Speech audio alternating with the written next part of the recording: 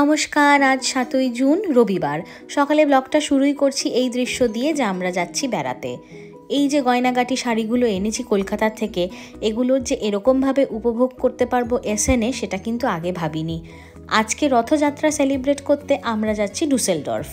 আমাদের বাড়ি থেকে ড্রাইভ করে মোটামুটি আধ ঘন্টা, আর ডিস্টেন্স অনুযায়ী ৩০-৩২ কিলোমিটার। রথযাত্রা সেলিব্রেট হচ্ছে এরকম ওপেন এয়ার পার্কে। তবে শুনেছি রথযাত্রার দিন বৃষ্টি হয়। আজকে ঠাকুরকে ডেকে ঠাকুরের নামে আমরা এইটুকুই চাইবো যেন বৃষ্টি না হয়, তাহলে সব প্ল্যানটা মাটি হয়ে যাবে। উড়িয়া কমিউনিটির কাছে রথযাত্রা কিন্তু বিশাল একটা উৎসব। তবে শুধু উড়িয়া কেন বলছি, ছোটবেলা থেকে দেখে এসছি বাঙালি হিসেবে আমরাও কিন্তু সবাই রথ সাজিয়ে জগন্নাথ, বলরাম, সুভদ্রাকে নিয়ে পাড়ায় পাড়ায় রথ টানতে বেরোতাম।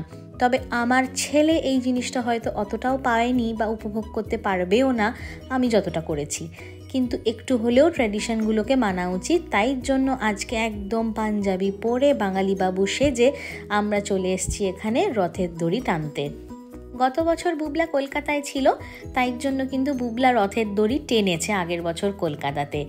আর আমরা বিগত ৫-৬ বছর ধরে জার্মানিতে থাকায় এটা আমাদের প্রথমবার হবে যে আমরা জার্মানিতে রথযাত্রা সেলিব্রেট করতে পারছি।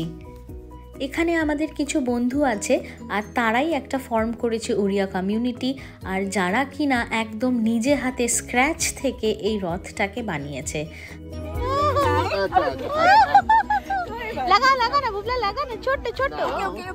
অনেক সকাল সকাল চলে এসেছি আজকে আমরা, তাই আপনারা দেখলেন যে বুবলার মুডটা কিন্তু একটু হলেও অফ রয়েছে। সকালের ঘুমটা খুব একটা ভালো মতন হয়নি, তবে আবার ৭ তাড়াতাড়ি না আসলে এরকম প্রিপারেশন থেকে কিন্তু আমরা পুরো সেলিব্রেশনটা এনজয় করতে পারতাম না।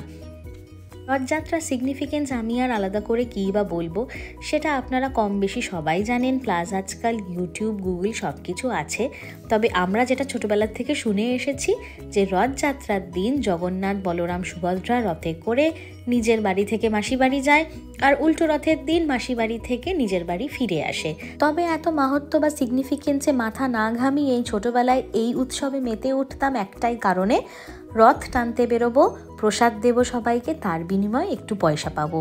আর বিকেলবেলা হলে পরেই যাব কিন্তু আমরা মেলাতে, পাঁপড় ভাজা খাবো, নাগরদোলা চড়বো, এটাই ছিল আনন্দের বিষয়। আজকে একটু ভয়েস ওভার কমই দেব, অরিজিনাল ক্লিপিংস আপনাদেরকে শোনাবো যাতে আপনারা বুঝতে পারেন যে এটা জার্মানিতে উৎসবটা সেলিব্রেট হচ্ছে নাকি উড়িষ্যাতে, বোঝাই যাচ্ছে না।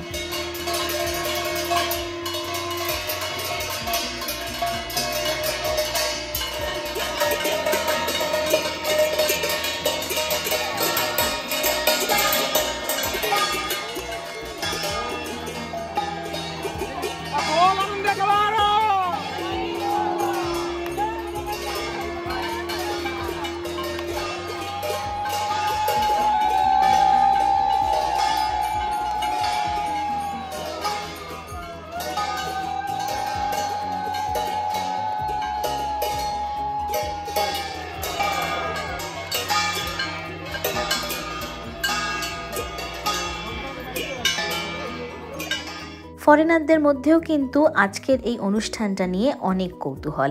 তারাও মাঝে মধ্যে এসে আমাদেরকে জিজ্ঞাসা করে যাচ্ছে যে এটা কি ফেস্টিভ্যাল, ইন্ডিয়ার কোন পার্টে এটাকে সেলিব্রেট করা হয়, আর এটা সিগনিফিকেন্স কী।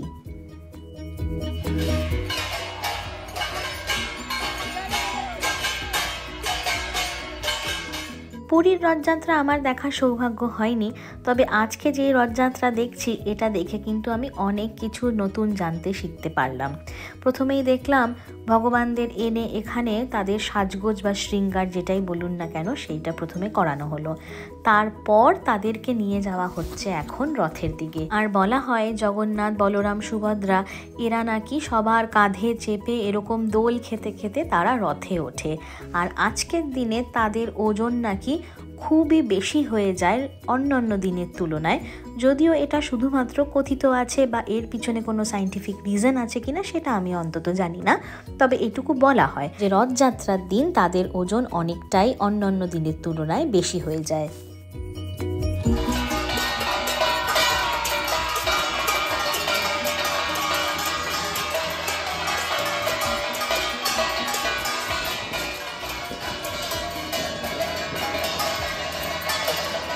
আর এরকমভাবেই একে একে জগন্নাথ, বলরাম, সুভদ্রা সবাইকে কিন্তু রথে তোলা হচ্ছে।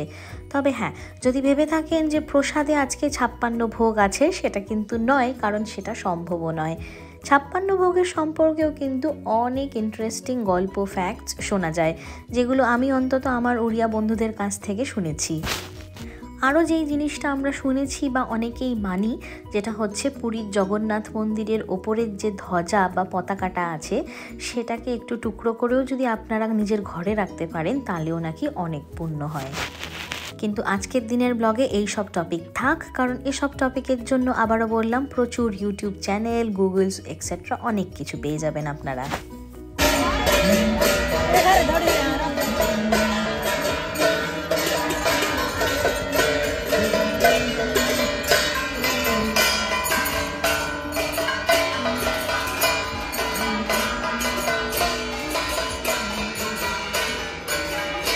আজকের আকাশটা দেখে একদমই মনে হচ্ছে না যে বৃষ্টি হবে বলে।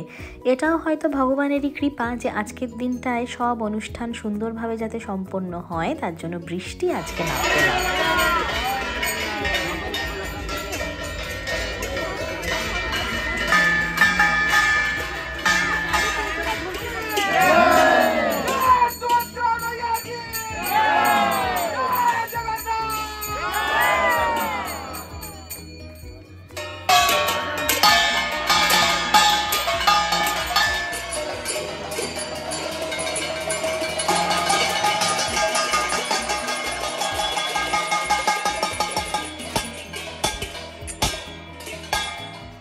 বুবলাও কিন্তু আজকে রথযাত্রা বেশ ভালোভাবে উপভোগ করছে।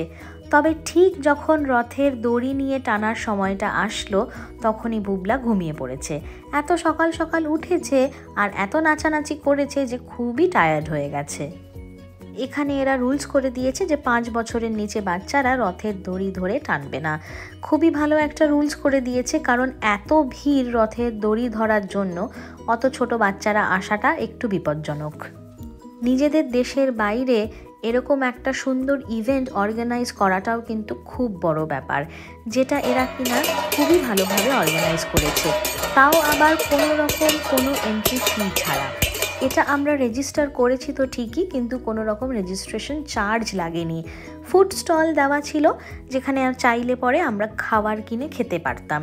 তবে আজকের দিনে ভেজ খাওয়ার এটা নিয়ম ঠিকই, কিন্তু আমার মনটা মানতে চাইলো না। বাঙালি মানুষ, মাছে ভাতে বাঙালি কথাই আছে, তাই জন্য ফাঁক পেয়ে একটুখানি বিরিয়ানি খেতে চলে এসেছিলাম। বিরিয়ানি খেয়ে দিয়ে যখন ফেরত গেলাম, রথযাত্রা, উল্টো রথযাত্রা সবই শেষ, চলছিল একটুখানি কালচারাল প্রোগ্রাম, যেটা কিনা আমরা উপভোগ করলাম। তারপর একটু প্রসাদ নিয়ে বাড়ি ফিরে আসার পালা। তাই এখন আজকের মতন ব্লগটা কিন্তু এখানেই এন্ড করছি। আশা করি আজকের ব্লগটা আপনাদের ভালো লেগেছে, আর ভালো লেগে থাকলে প্লিজ লাইক, শেয়ার আর সাবস্ক্রাইব করে দেবেন।